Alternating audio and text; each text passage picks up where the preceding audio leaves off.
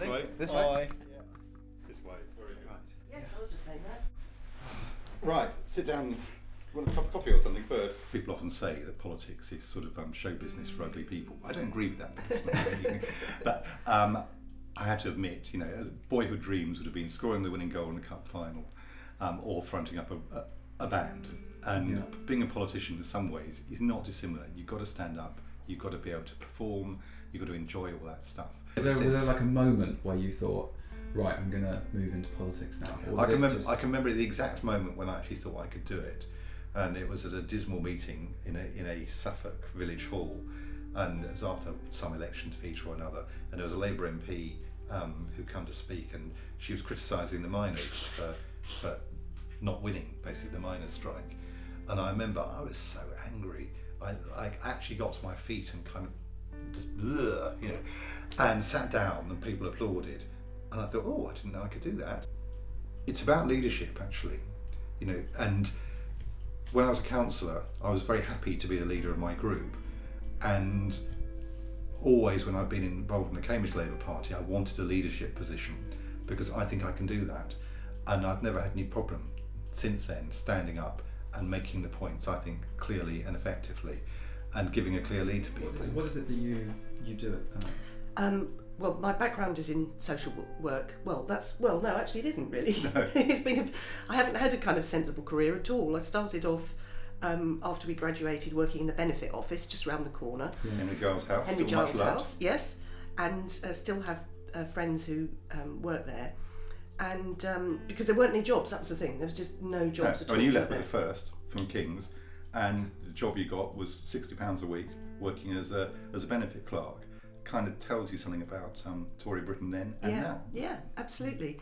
And I did that for about 4.5 years, and then everybody at that time was wanting to sort of escape because Thatcher's Britain was so horrible. Yeah. So people were dropping out in various different ways. So we then decided that what we were going to do, because I've always loved plants, was run a plant nursery, which, you know, I knew absolutely nothing about how to grow plants or run a business or anything, but that didn't stop us, did it? We just kind of thought we could do anything. Didn't stop us running a nursery. It stopped us making a successful business, which is a slightly different thing. Yes, but we called it the Red and Green Nursery, and people were very surprised when they came to buy plants because they said, "Oh, is that something to do with the colour of the door?"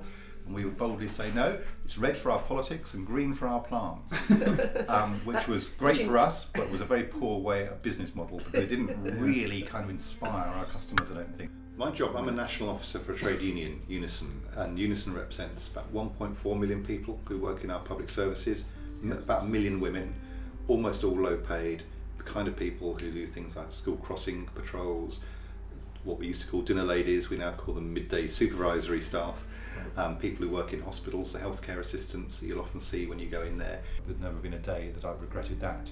It's a completely different kind of job. A lot of it's based in London, but it's also taken me right around the country in ways that, you know, I would never have seen bits of Bristol, Manchester, Glasgow.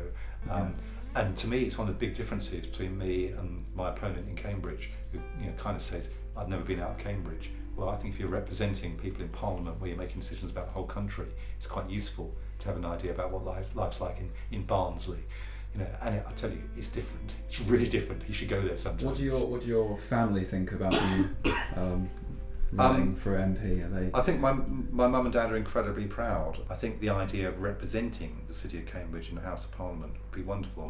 My parents are in their 80s now, and one of the things I'm really determined to do is make sure that I get elected in time for them to come down and actually see me in the House of Commons. I think it's a story that most families could understand, that kind of transition from very, very sort of standard background to suddenly have a chance of doing something exceptional.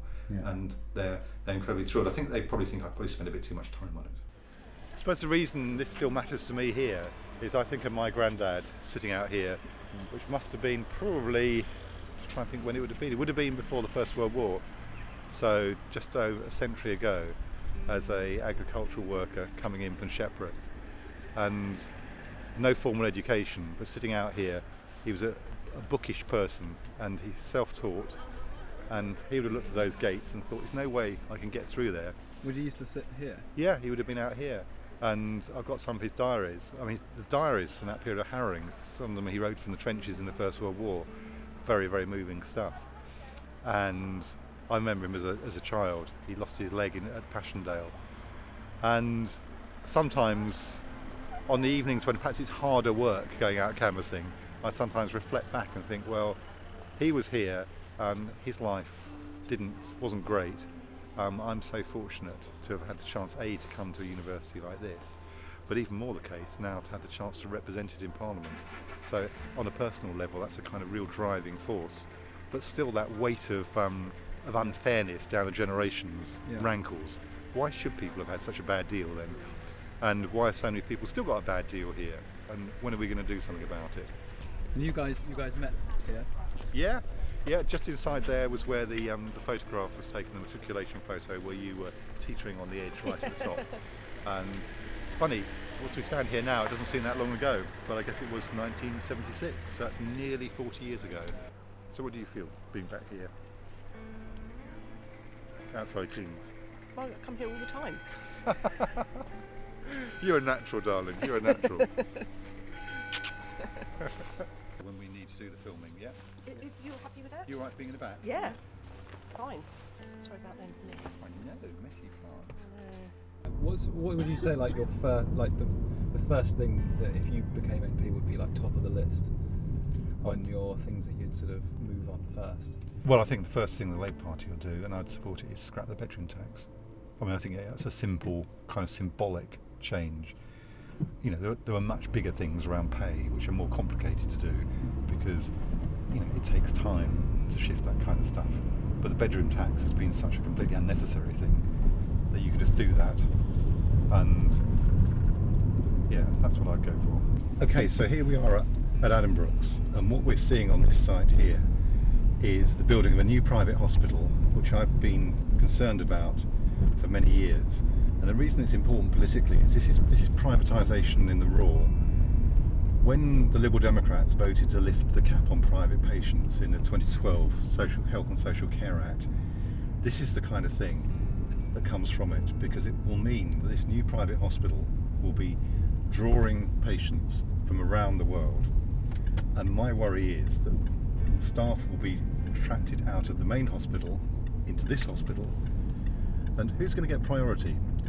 Papworth's moving here as well, and that's fine, that's good, but it's got to be done in a way that makes sure that we don't end up with a two-tier health service. You know, the other night I was having an argument with some of the Greens, and the Green Party members saying, oh, maybe we need another 5 years of the Conservatives, you know, and that will make people see that we need a big change. And I'm thinking, no, go to the food bank and see people queuing up. They don't need 5 more years of being really, really poor. What they need is someone who's going to do something about it now. Exactly, and also we're old enough now to have lived through all of that, and people on the hard left were saying about Thatcher, this is exactly what we need, because the Thatcher government will show people how dreadful it is and then we'll have a revolution. Well, we didn't. What we had was more Thatcherism. Exactly. And we're still suffering from the effects of that now. And Cambridge is a really interesting contest, and it could be decided in the end by a handful of people who are trying to decide whether to vote Green or vote Labour. Of course, you know, I think Natalie Bennett said vote for what you believe in, but also think through the consequences.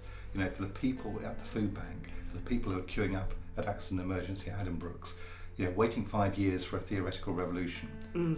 There's a responsibility here. In Cambridge, we are one of the areas that most of the country that people's votes frankly don't matter because everyone knows who's going to win.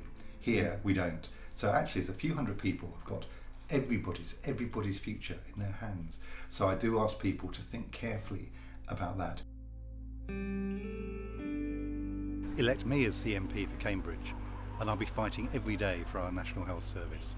I'll be fighting to boost the wages because so many people are low paid in Cambridge these days. And I'll be fighting for better housing that people can afford in Cambridge. No ifs, no buts. I won't be propping up a Conservative government.